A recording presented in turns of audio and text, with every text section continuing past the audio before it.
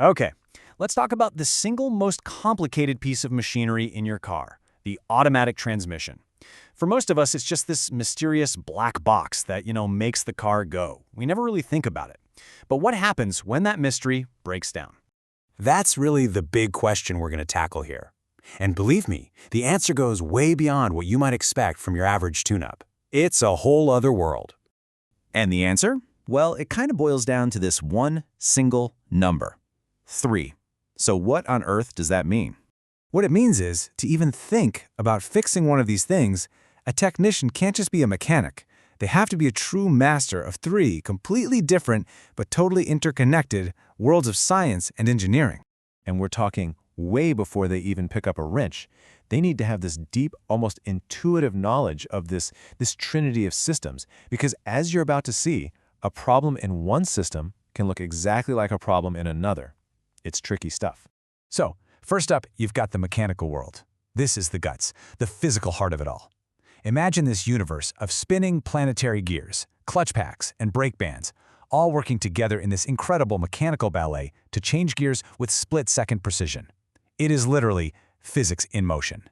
Then there's the hydraulic world. If the gears are the heart, this is the muscle. It's a maze of tiny passages where this thing called a valve body acts like a hydraulic circuit board. It sends blasts of high-pressure fluid to clamp down on those clutches and make the actual gear shifts happen. It's a world of pressure and flow. And wrapping it all up is the electronic world. This is the brain, the central nervous system. You've got a control module that's constantly reading sensors all over the car, and then it zaps electrical commands to these little things called solenoids. Those solenoids are what tell the hydraulic system what to do, when to do it, and how hard to do it. Okay, so once our technician has that 3-system knowledge locked in their head, the real detective work starts. And just like any good investigation, the first step is to assess the scene and make sure you understand all the risks. And look, before we even get to the brainy stuff, there's a huge physical risk.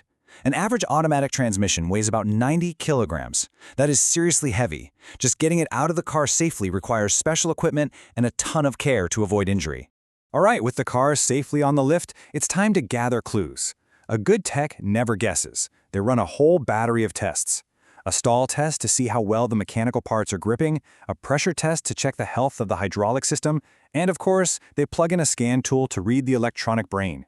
Each test gives them another critical piece of the puzzle. So now they've got all this data, all these clues, but what do they do with it? Well, they have to consult what are basically secret maps, complex diagrams that show exactly how every single part is supposed to work together. And this is where it gets really fascinating, because this shows the 2 totally different languages a tech has to be fluent in. On one side, you've got a hydraulic diagram, tracing the flow of fluid. On the other, an electronic diagram, tracing electricity. Get this, a tiny fried solenoid and a stuck hydraulic valve can cause the exact same problem. Reading both of these maps is the only way to find the real culprit. So after all that detective work, all that map reading, we finally get to the climax, the actual repair. And this is not about brute force. No way. This is about absolute surgical precision. I mean, everything has to be perfect. The space between clutch plates, it has to be measured to a tiny fraction of a millimeter. The bolts, they have to be tightened in a specific order to a precise level.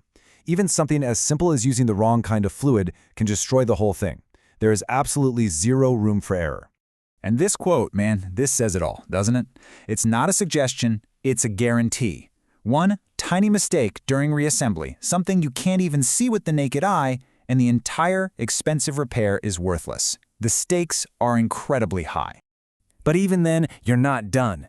The absolute final proof, the sign-off on the whole job, is a serious road test. The tech has to drive the car everywhere, in the city, on the highway, accelerating hard, making sure it performs flawlessly under every possible condition. Only then is the mission a success. So that brings us all the way back to where we started, but with a whole new way of looking at it. After everything we've seen, the complex mechanics, the high-pressure hydraulics, the digital electronics, you've really got to ask yourself, is a transmission tech just a mechanic? Or are they an electrician or a hydraulics engineer? The truth is, they have to be all 3 at once. And that kind of changes how you think about the person fixing the most complicated part of your car, doesn't it?